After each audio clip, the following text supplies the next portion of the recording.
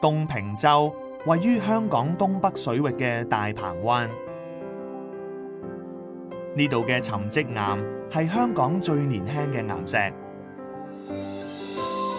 呢啲一層層嘅岩石就係粉砂岩，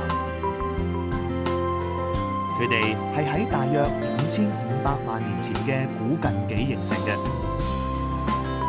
當時呢度一帶係一個瀉湖，泥沙喺平靜嘅水環境入面沉積，最後形成咗呢啲層層疊疊嘅粉砂岩。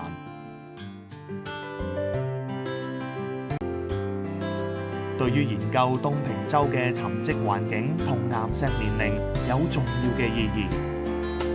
東平洲仲有各種獨特嘅海蝕地貌景觀，包括好似耕牛嘅海蝕柱、耕牛石、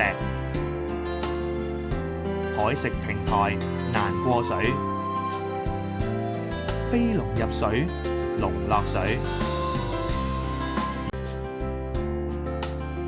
遊客可以喺馬料水碼頭搭由馬料水開去東平洲碼頭嘅渡輪，去東平洲。